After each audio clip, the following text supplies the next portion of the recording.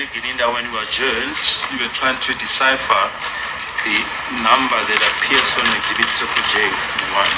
Yes, my lord. Are you able to read the number now? Correct, my lord. It's 27.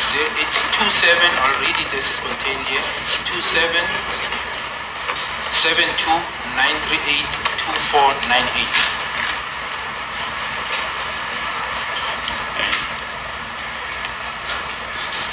Okay. Must I repeat it?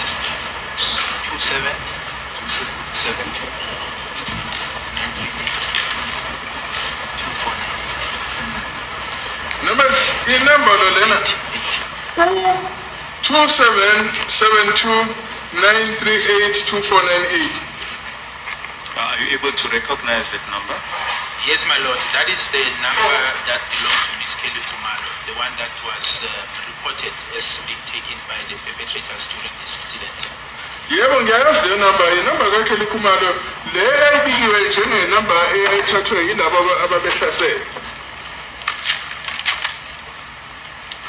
You mentioned earlier on in your evidence that this very same number picked up Muleleki Tower. Are you able to find that information on Exhibit J1? That is correct, my lord. It did pick it up indeed. The time is 21:52, and the date is 26 October 2014, and the tower is 3G Muleleki. Yebo iyaqhumana ne-tower lena eMleleki ngoba isikhathi sika 21:52 okusho ukuthi ke 8 minutes to 10 ngomhla ka 26 October 2014 iyaqhumana le phone nale tower le uMluleki i-3G uMluleki tower. And my lord, at this time, this is where the people were in the house, including Mr. Longo Twala, were at the clinics. They were picked up by that tower. So he was there. And in addition to that, I know we're still going there. The vehicle tracking system places him there as well, at the clinic. But ngaleso sikhathi ke le number lena iyabonana ngaleso sikhathi eseclinic ngoba ngaleso sikhathi bonke labo babeseclinic.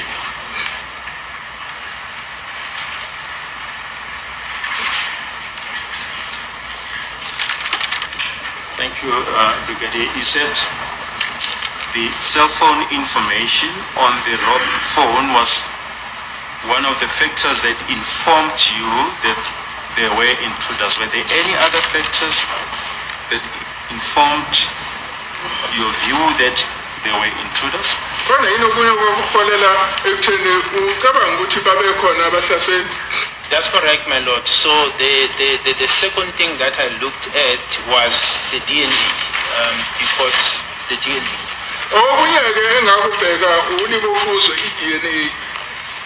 Because it was alleged, my lord, or rather it was contained in the statements that the perpetrators left a head, which through the DNA analysis, a mixed DNA was established, was found in that head. Bashiya isigqoko lapho kuleso sigqoko kwatholakala ulibofuze olwahlukile. Now, my lord, I checked that DNA that was found in comparison with the DNA of everyone who was inside the house. Ngahla zama ukuqhathanisa lelo libofuzo olwasesigqokweni nolwabantu ababengaphakathi endlini. And what I found was that the DNA of everyone who was inside the house was excluded from the DNA found on the head, meaning the donor or the contributor of the DNA on the head was not any of the people who was inside the house.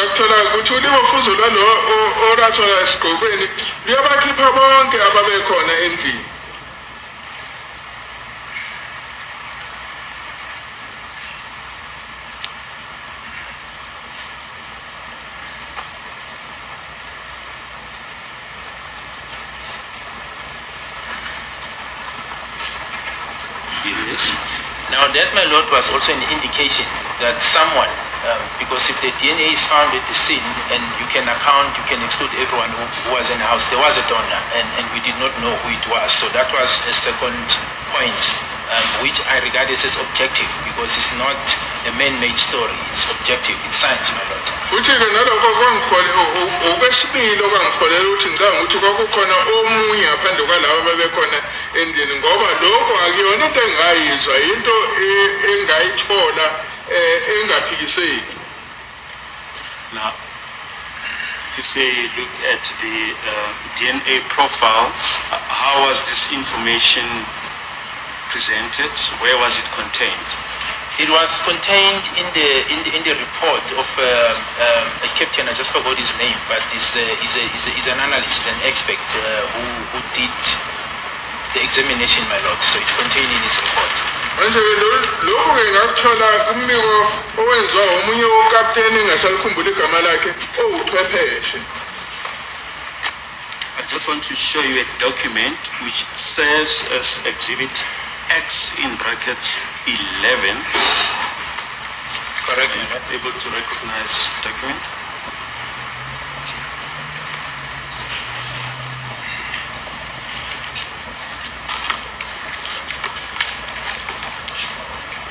Yes, this is part of the report I'm referring to, my lord. That deals with the DNA comparison of the people who are inside the house by this expert I was referring to.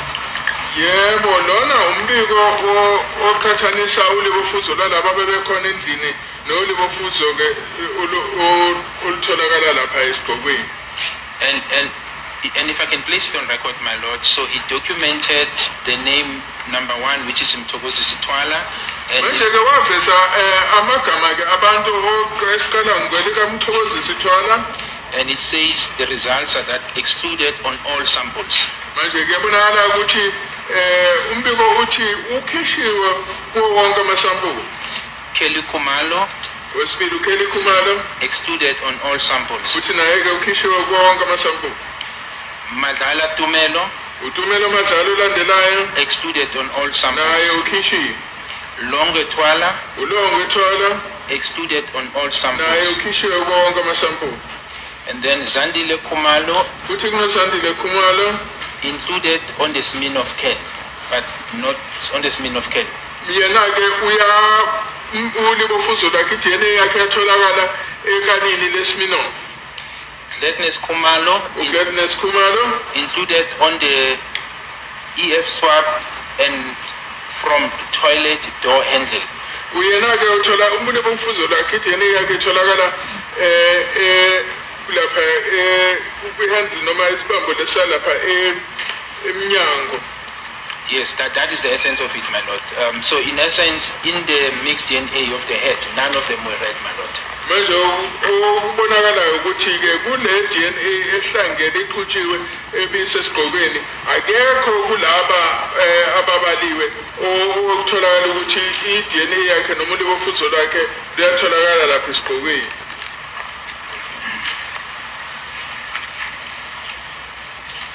Yes, you may continue. Any other factor?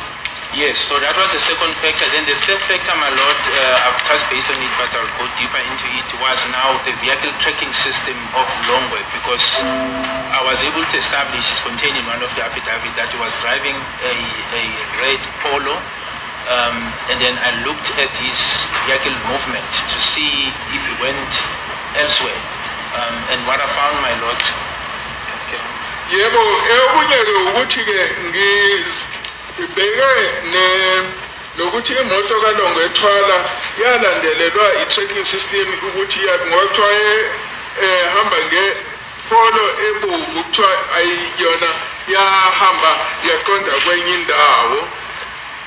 now from the scene, my lord, after it arrived at the scene, it also moved to the clinics, to the hospital. In other words, when his tower, which is when his cell phone tower and others were picked up at the clinic, that vehicle was there. It was not, for example, at the place where this robbed cell phone was, the Muleleki Tower.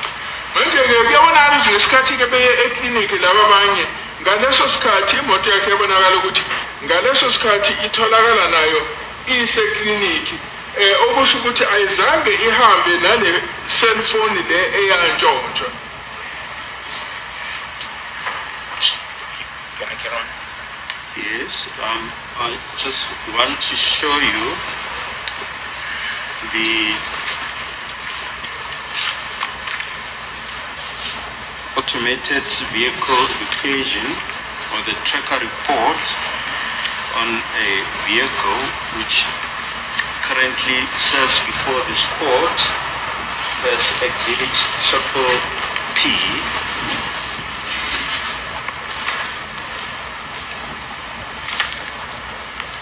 And I want you in particular to refer to page 47.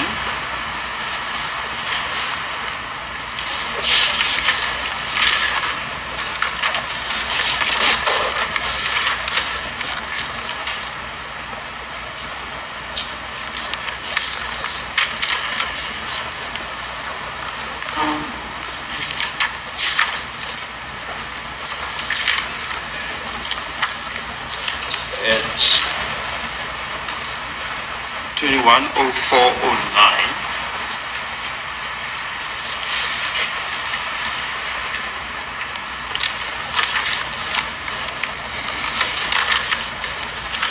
Yes, my lord.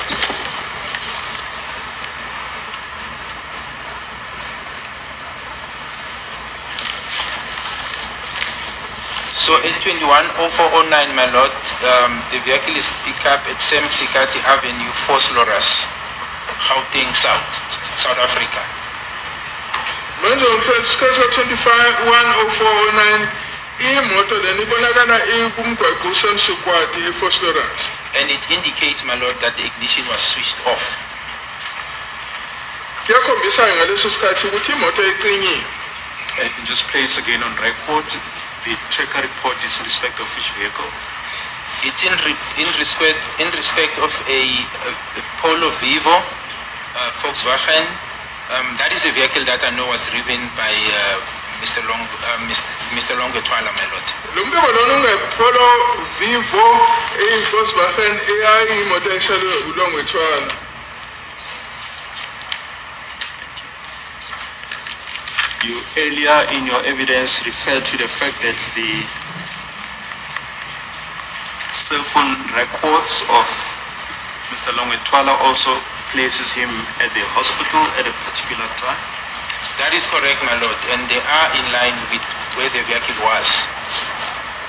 But yebo namasifuna akhombisa ukuthi wayesesibhedlela ilapho futhi nemoto ayikho.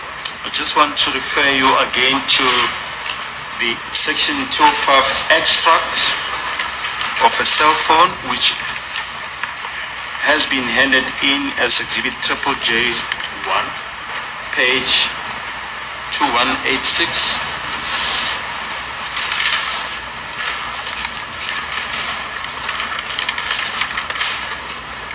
Correct, my lord, yes, I have it. At 2105, can you just place the particulars of the cell phone number on record? Yes, my lord, it's 060, it's 2760804043. Yebo le number is 2760804043. And then the tower that is being picked up, my lord, is Clinic Vosloorus. Manje ke ithawa ke equnyana nayo iclinic eFosloorus. And do you remember who was the user of this phone? It was Longwetwala, my lord. Wayesebenzisa le phone kwakuLongwetwala.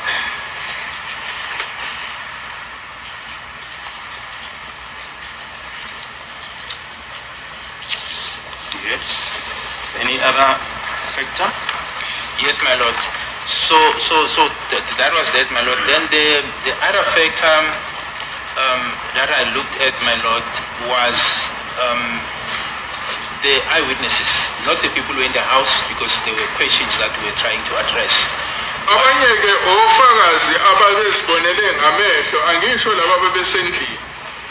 And that now led me, my lord, to the statements that were disposed of the neighbors, the people who were walking on the street.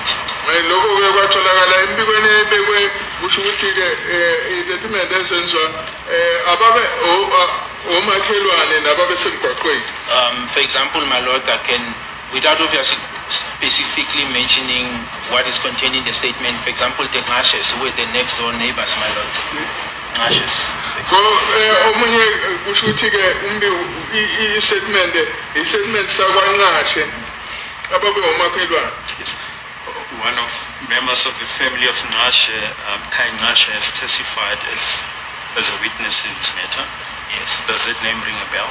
Yes, it does. It does. He was one of the family members in that the neighbors to the crime scene. Omunye ke welungu lomndeni wakwanqashe usezile wayezoletha ubufakazi la enkantolo. Yes. And my lord, in their statement, it was clear that they saw people running out, my lord. So there was a clear, if you read the statement, in essence, that people were seen running out during that commotion of the shooting from the crime scene. Kuleyo nqushu ke yokudubula bathi babona abantu bephuma bebaleka. Yes. Except for the Ngashe family, any other statements of neighbors that you can remember? Yes, absolutely, my lord. There was one also that I remember, I think two that I came across of, the first name that I remember is Tabisek. They were, she's associated with the Department of Correctional Services. They were just sitting opposite the crime scene when this incident happened.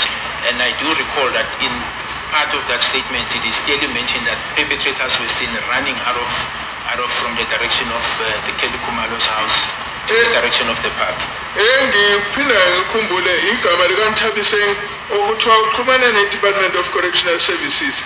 Othi babehleli ke kule ndlu ebhekene nendawo yobugebengu. Estatementini sabo basho ukuthi nabo babona izelelesi ziphuma zibaleka. It was two witnesses, my lord. There were two. I do remember that it's two females, and both of them witnessed people running out of that house to the direction of the park. Kwakufakazi ababili besifazane abasho ukuthi babona izelelesi ziphuma zibaleka.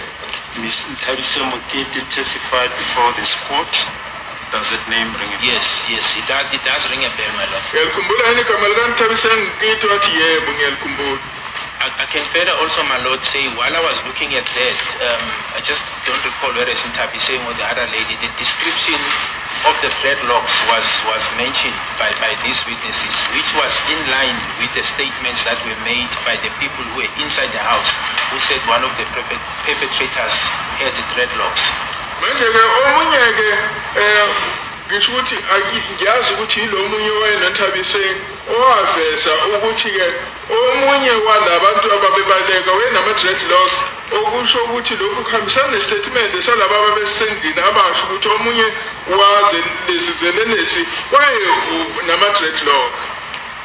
My lord, I also remember that there was also another statement that I looked at. I think it's one of the neighbors as well, Makaleni or Mekeleni, who also assisted even in the drawing of the identity of the second suspect that had a hoodie.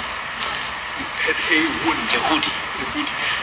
Manje ke kuthiwa ke omunye ke angasakhumbula ukuthi kulesi statement sakhe wathi wakaMakhaleni waMakheleni owasiza ke ukuthi kudwetshwe umfanekiso womunye walesi silelesi lesi wayegqoke leli bhathi elihambisana nesigqoko ihoodie ngesingisi. Now, my lord, what I established there is that there was no relationship between the end of the people who were in the house with these neighbors, except that they were neighbors, but there was no reasons I could find that these neighbors will actually lie or be influenced to say they saw people running out of the house or running from that direction to the direction of the park for no reason. In other words, I found credence and reliability in that they were telling the truth in terms of what they saw. Manje ngibona sengathi ke ubufakazi balabo abomakhelwane buyamukeleka ngoba akunabudlelwane phakathi kwalabo ababesendlini nalabo fakazi ababe omakhelwane ababethi bona babona izelelesi zibaleka ziye parking okusho ukuthi ubufakazi babo buyamukeleka. Just going to show you an identity kit which serves as exhibit BB before this court on the screen. Yes. So the identikit, my lord, that I'm referring to is the one on the left that was drawn by this neighbor or member of the public, my lord. In terms of describing one of the perpetrators that he saw, that is a suspect with a hoodie on the left on the screen. manje lapho umfanekiso okhombisa lesisale lelesi esadwetshwa besizwa ilo makhelwane lo lesi sithombe esingakwe sokumele. Yes.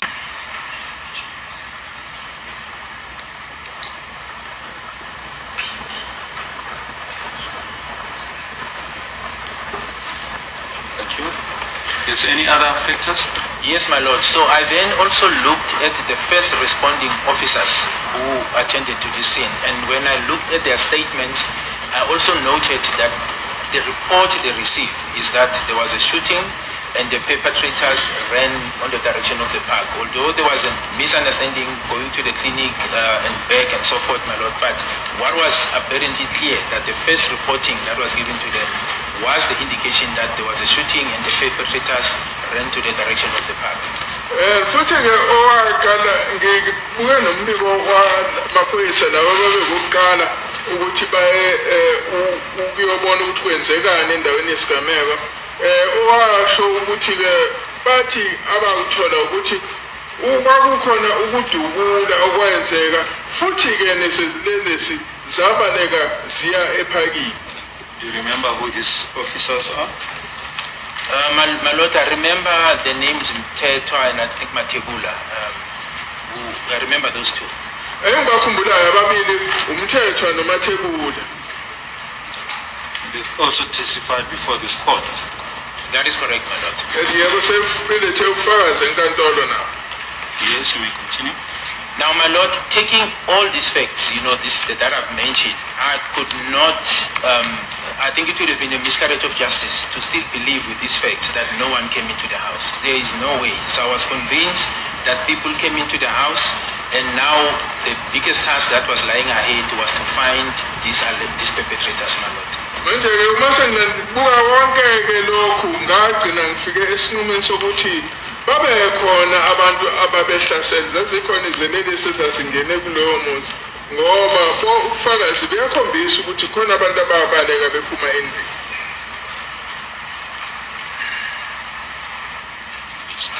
We'll return to this aspect in a while.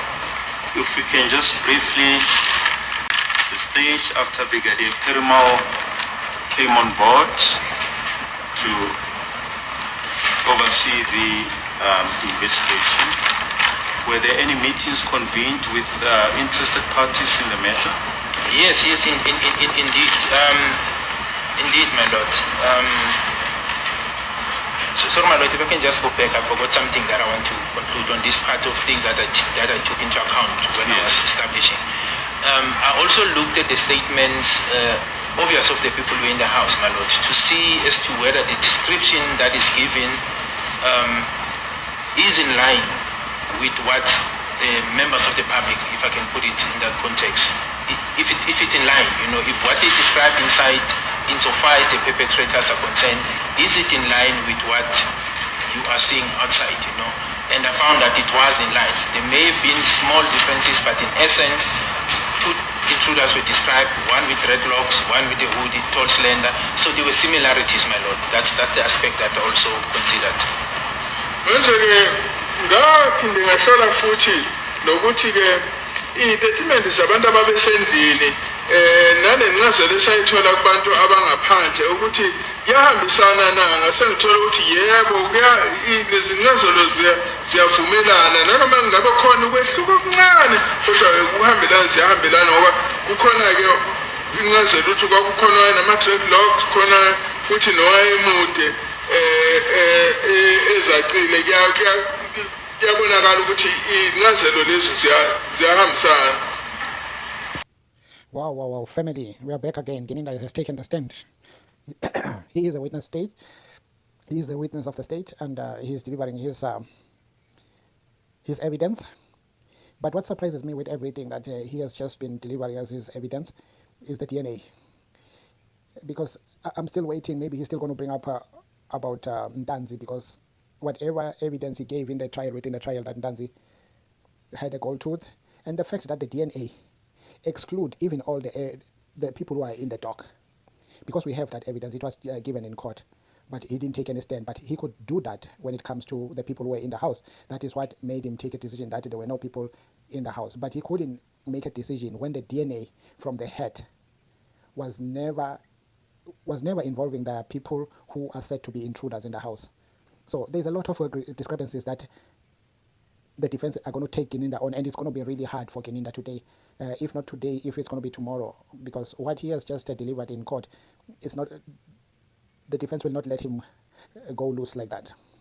It's really, really going to be tough for Gininda, and I wish he is well prepared for this, because you could see even the defense, how they are today. They are taking no nonsense from Gininda, and there is a time whereby we had Gininda bring a theory in court that led him, but the defense had to object, which was Mshololo, who came up and say, we object to that kind of evidence, which means they're still going to be tough. And he was supported, Mshololo was supported by Mngomezulu, Advocate Mngomezulu. Again, after Mngomezulu came on board objecting to what BALOI was trying to put up, and the evidence that was being shared by the witness, Brigadier Gininda.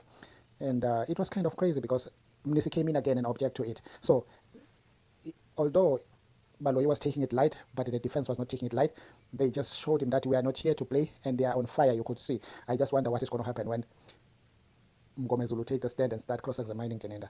Let's wait and see what is going to happen, family. But the trial is going on, and it seemed to be taking the right direction for now, because we know that Ntanzi didn't have a gold tooth, and the DNA of the head doesn't match either of the accused that are there. But why are they on dock?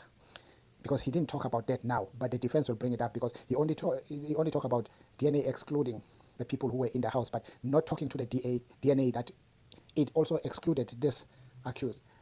But I don't know whether the DNA, because I suppose the defense will bring up the DNA that they want to see the same DNA that he was giving evidence on, that excluded Kelly Kumalo, whoever was in the house, Zandi, and all those people were in the house. So we hope to see a lot of fire going on in court. This is not going to be easy. It's going to be hard, because now it's the time the defense have to prove that they are fighting for their clients to be out on this concoct. So this kind of charges, I think the fire is coming. We're there to see how far it will go, because even in the numbers that Vodacom brought up that were not linked to accused number 5 never communicated, but they had their own evidence that was done by Steen. So it's still going to be hard for Gininda, no matter how he will try. But you could see that he is panicking. Sometimes he talk and go. He go down with his voice so that the defense could not hear what he's saying. So the defense have been complaining about him not being loud when he's speaking. Anyway, let's wait and see what is coming up, family. Let's not forget to like, share, and subscribe. Ngiyanithanda nonke bantu bakithi. Namhla sibuyile ngamandla futhi sithi noma ngabe izindlu zodaka kusekhaya la. We have to fix our justice system, because we have seen even in the Phala, it has taken us somewhere where we didn't even expect. But if it was just somebody, any of the citizens were found with those dollars, today we'll be talking another story. But for the president, there is a certain law for the president and a certain law for every other citizen, which is not good. It doesn't paint a good picture. We're happy that even MK will take it on, and all those, and the AFF and all this other progressive organization. Anyway, we're not on that case, but we see the law that the way it is made for such people. Poor people, they've got their own law, and rich people, they've got different law that applies to them, which is really a disgrace. Family, that is it for today that I want to talk about. Let's not forget to subscribe, like, and share. And bravo, bravo.